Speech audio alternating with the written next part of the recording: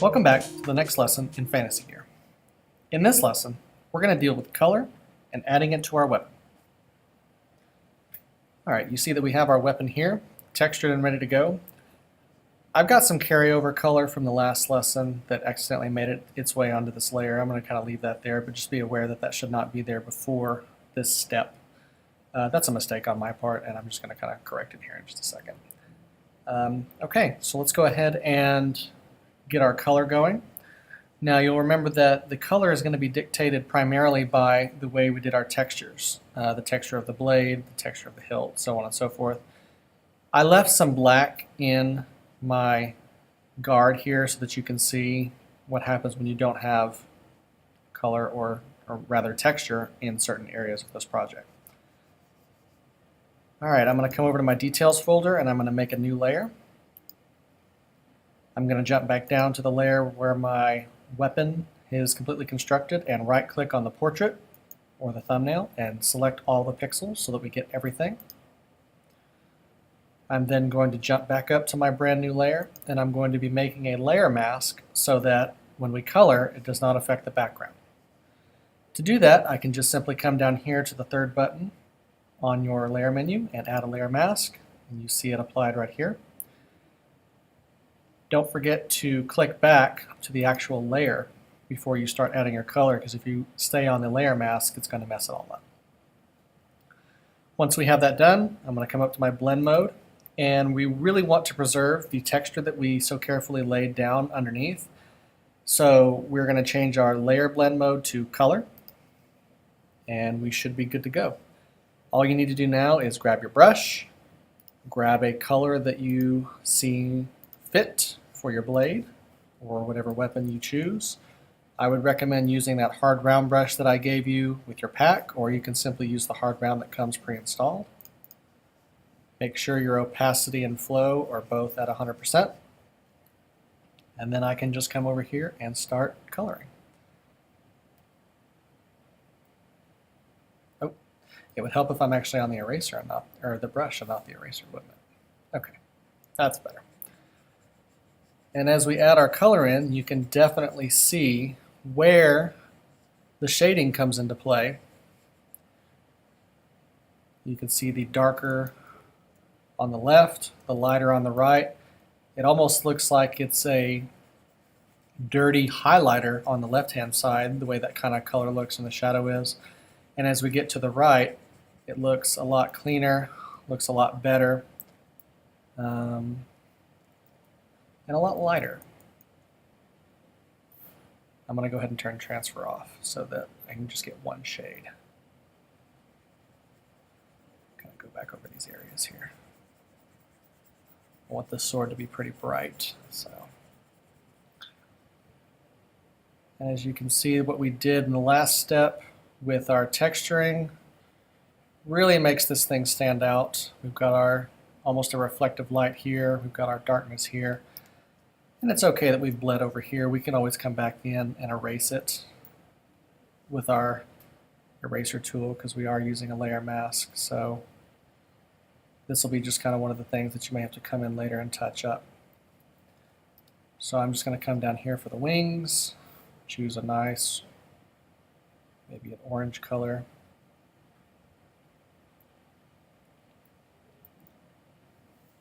Maybe get a little bit more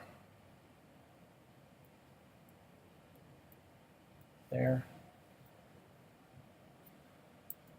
Make sure I'm on my brush. And then you can definitely see the contrast right there between the light and the dark. Now don't feel like you just have to do one base coat and call your weapon good. If you want to come in here and add in little details, go back in some of these things that you did before, feel free. I'm simply just kind of laying down a base coat for demonstration purposes. You can feel free to use whichever texture you would like in whatever way you would like. I would still recommend using the hard round brush for your coloring. Using the texture brushes will kind of mess with the texture we already laid down. But again, it's your weapon. If you kind of want to experiment and you want to kind of see what happens with that, feel free.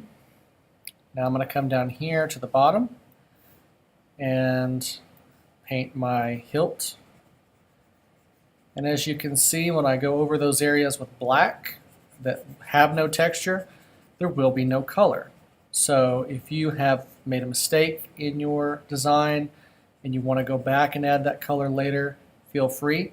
However, you need to really be aware that we've added color. Like, see that color there that I've added? I've made everything else vanish except for this layer mask. So if you go back into your texture layer and you add texture here, it's going to show up as brown. Let me find my texture brush. It's going to show up as brown because that's the brown color that we just painted in on the last step right there. Okay, so be very careful.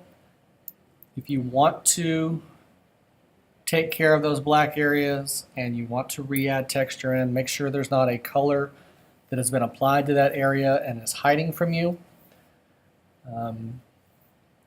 But again, just come in, grab your colors, go to work, and really the last step that you're going to have to do after this is coming in and cleaning up the edges.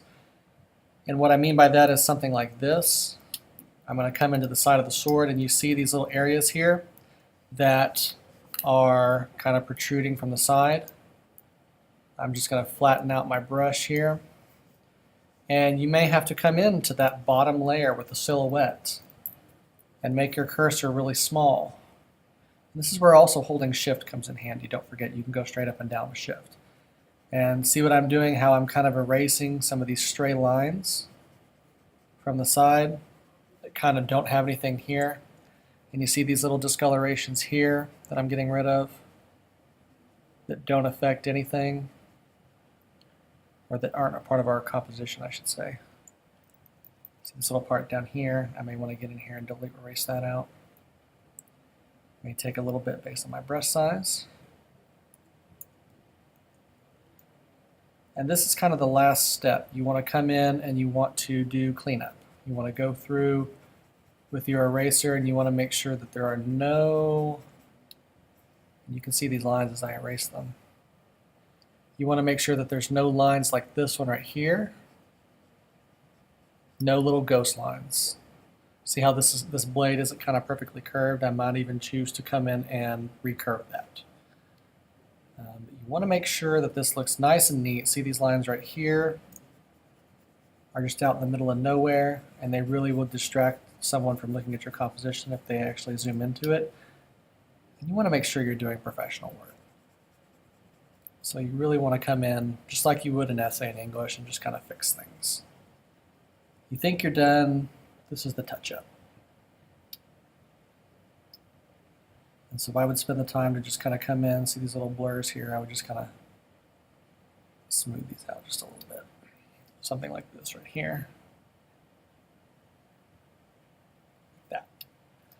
Maybe this right here. See how I missed the color here? Just touch-up work. All right, so if you have any questions about the coloring step, please let me know. Do not forget to do your all-important cleanup step at the very end to make your weapon look polished. Make sure it looks really nice. Don't forget, holding shift down takes you straight up and down, so I can do these areas without worrying about going to the left and to the right. And then whenever you're done, just make sure this is all turned in. Make sure that you have also gone into the margins over here and written out your weapon name and also your signature down here so that we know which artist did it. Thank you for watching this series of lessons, and we'll see you again next time.